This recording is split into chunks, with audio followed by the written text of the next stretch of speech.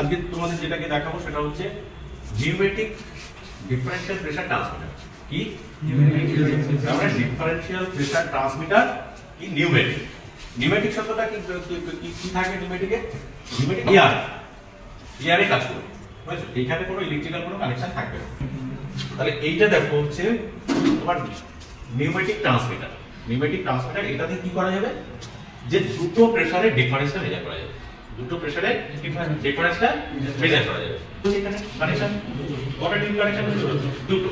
তাহলে এই দুটোর মধ্যে একটা হাই হবে একটা লো হবে। কেন আমরা কি বলছি যে দুটো প্রেসারের ডিফারেন্স, আমরা কি বলছি দুটো প্রেসারের ডিফারেন্সটা কে মেজার করবে? এই নিউমেটিক ডিফারেনশিয়াল প্রেসার ট্রান্সমিটার। এটা কি ট্রান্সমিটার তাহলে? Pneumatic differential pressure transmitter. এর কি কি থাকবে? একটা হাই সাইড থাকবে, একটা লো সাইড। দুটো প্রেসার, একটা হাই প্রেসার সাইড আর একটা লো প্রেসার তাহলে রয়েছে।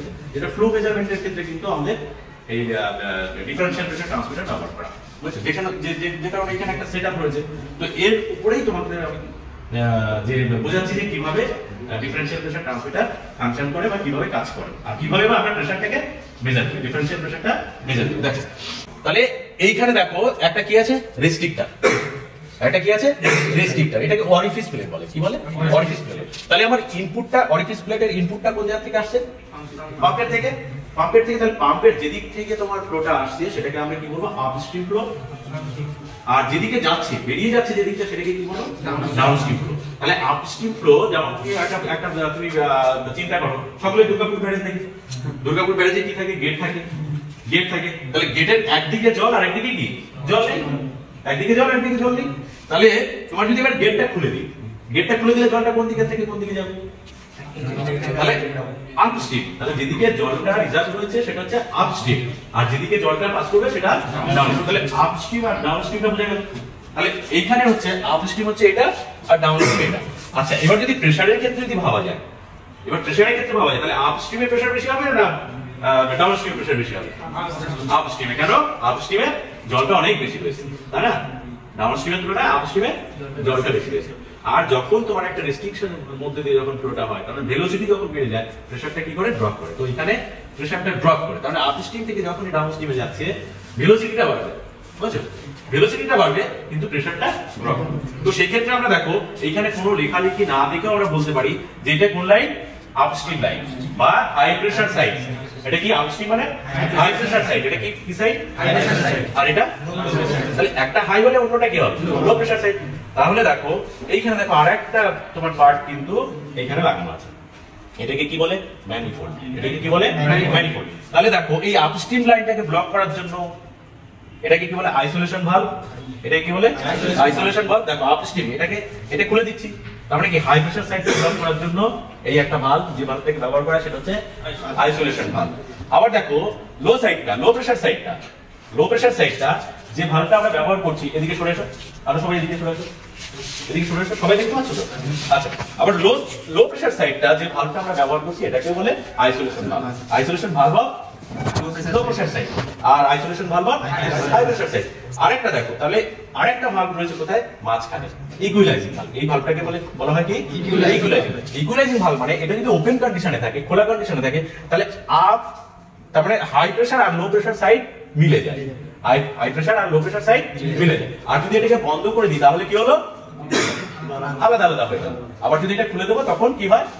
যে কারণে এই ভালভটার নাম হচ্ছে ইকুইলাইজিং ভালভ, যে সমান সমান করে দেয়, বুঝছো? তার মানে যখন এই ভালভটা খোলা থাকবে তাহলে এই লাইনের মধ্যে তুমি আর ডিফারেন্স পাবে না, কারণ দুটো প্রেসারই তো মিশে যাবে, দুটো প্রেসারই মিশে যাবে, তাহলে ইকুয়ালি পাবে, বুঝছো? তাহলে এই লাইনে যা পাবে এটাও তাই পাবে। কিন্তু এই লাইনটা যদি বন্ধ করা হয়, ভালভটাকে যদি বন্ধ করা হয়, ইকুইলাইজিং ভালভটাকে যদি ক্লোজ করা হয়, তাহলে কি হলো? দুটোর মধ্যে ডিফারেন্স এবার তৈরি হয়ে গেছে। তাহলে এটাতে কি আছে? হাই প্রেসার, আর এটাতে আছে লো প্রেসার। এটাতে হাই প্রেসার, এটাতে লো প্রেসার। এদিকে ধরো 2 কেজি আছে, আবার এদিকে ধরো 1 কেজি প্রেসার, তাহলে কেজি পার সেন্টিমিটার স্কয়ার, তাই না? প্রেসার কি? KG per centimetre square, PSI bar, তাই না? পাস্কেল, কিলো পাস্কেল, বুঝা গেল? আবার ছোট হলে টন, তারপরে millimetre of HG, millimetre of water column, বুঝছো? তাহলে এই যে দুটো প্রেসারের ডিফারেন্সটা আমরা কি করব? এটাতে মাপবো, এটাতে মাপবো। তাহলে এই পাশে যদি 2 কেজি হয়, এই পাশে যদি 1 কেজি হয়, তাহলে ডিফারেন্স কত হলো? 1 কেজি। তাহলে এই 1 কেজি পার সেন্টিমিটার স্কয়ার, এটার রেঞ্জটা আমরা রাখতেই পারি। যে 1 KG per maximum 1 KG per centimetre square range. তাহলে 0 টু কত হলো, রেঞ্জটা কত হবে 0 টু 1 কেজি। আবার দেখো উল্টো দিকে যদি ভাবো যে এই পাশে 10 কেজি আছে, এই পাশে 11 কেজি আর এই পাশে 10 কেজি থাকে, তাহলে ডিফারেন্স কত হলো 1 কেজি। তাহলে এর ডিফারেন্সটা কতটা, এর রেঞ্জটা সেই একই 0 টু 1 কেজি থাকবে, কিন্তু এখানে হাই প্রেসার সাইডে যেহেতু 10 কেজি হয়েছে আর এই পাশে না 11 কেজি হয়েছে আর এই পাশে 10 কেজি, ডিফারেন্সটা কত হলো। তাহলে এই ট্রান্সমিটারটার রেঞ্জ 0 টু 1 কেজি। এবার তুমি যত ডিফারেন্স তুমি ব্যবহার করবে আরো কম করতে পারো, রেঞ্জটা চেঞ্জ করা যায়, রেঞ্জটা চেঞ্জ করা, এখানে রেঞ্জ হুইল আছে, রেঞ্জ হুইল দিয়ে তুমি স্প্যানটাকে চেঞ্জ করতে পারো।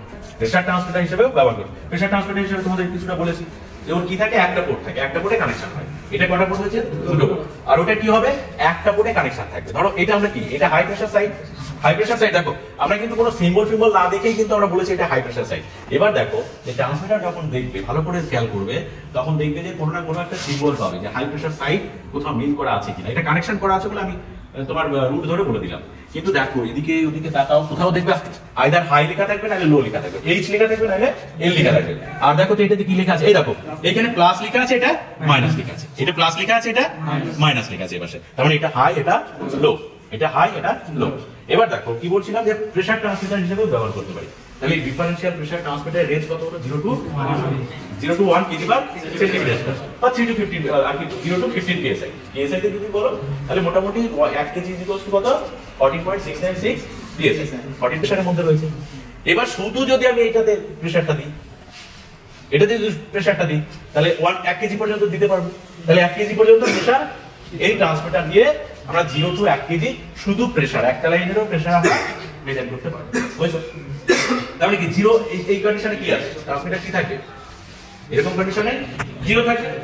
এবার আমি এখানে যদি 1 কেজি প্রেসার দিই তাহলে এর রেঞ্জটা কত আছে 0 টু 1 কেজি, তাহলে এটারও কত রেঞ্জ হলো 1 কেজি। তাহলে 1 কেজি যদি সিঙ্গেল লাইনের যদি আমি প্রেসার দিতে চাই, যেখানে কোনো রেস্ট্রিকশন নেই, যেখানে কোনো ডিফারেন্স নেই, শুধু একটা সিম্পলি একটা লাইনের এখান থেকে এর প্রেসারও যদি আমি দিতে চাই, তাহলে আর এর প্রেসারটা যদি 0 টু 1 কেজির মধ্যে থাকে, তাহলে আমি এই ট্রান্সমিটারটাকে প্রেসার ট্রান্সমিটার হিসেবে ব্যবহার করতে পারবো। তোমার নিউমেটিক ট্রান্সমিটারে এয়ার সাপ্লাই কত থাকবে, সাপ্লাই প্রেসার 20 বা ইনপুট সাপ্লাই প্রেসার বা ইনপুট কত থাকলো 20 psi। তাহলে আউটপুট আমি কত পাবো 3 টু 15 psi। বলে সেটাকে আমরা আউটপুট হিসেবে কত নিই 3 psi লাইভ যেটাকে বলে, বুঝছো? আর 0 কি নেগেটিভ, তাহলে লাইভ, হ্যাঁ, তাহলে 3 psi আর আউটপুট ম্যাক্সিমাম কত পাবো 15 psi। এবার দেখো তাহলে যখন ডিফারেন্সিয়াল প্রেসার 0, কোনো ডিফারেন্স নেই, তখন কি দেখাবে 3 psi। যখন ধরো এটা ইকুয়ালাইজিং ভালভ আমি খুলে দিলে কি হবে, ডিফারেন্স তো নেই, দুটোর মধ্যে ডিফারেন্স হলো না, কি দেখাবে 3 psi। আচ্ছা এবার দেখা গেল আমার ম্যাক্সিমাম ডিফারেন্স অলরেডি এর মধ্যে এক্সিস্ট করছে, সেটা হচ্ছে কত 1 কেজি। এবার যদি আমি এটাকে যদি বন্ধ করে দিই, এটাকে ধরো বন্ধ করে দিলাম, তাহলে ডিফারেন্স কত হয়ে গেল, এখানকার ডিফারেন্স কত হলো 1 কেজি, ডিফারেন্স কত হলো 1 কেজি। আমি তো বলেই দিচ্ছি যে ধরো এখানে পুরো ডিফারেন্সিয়াল প্রেসার হাই প্রেসারের থেকে লো প্রেসার 1 কেজি বেশি আছে, বেশি এক্সিস্ট করছে, পাম্পটা কন্টিনিউয়াস চলছে, বুঝছো? তাহলে কি হলো, কি আউটপুট কত বেরোবে 15 psi। একদম গুড, ভেরি গুড। তাহলে কত বেরোবে 15 psi। আবার যদি এটাকে খুলে দিই তাহলে 3 psi, ডিফারেন্স নেই, ডিফারেন্স এখানে থাকবে না, তো আউটপুটও 0 মানে কি 3 psi। এবার আবার এটাকে বন্ধ করে দিলাম, কত হলো, তাহলে ডিফারেন্স হয়ে গেল 1 কেজি, আর ওইখানে আউটপুট আমার দেখাবে 15 psi। 9 psi মানে 50%, আর 12 psi মানে 75%, আর 15 psi মানে 100%।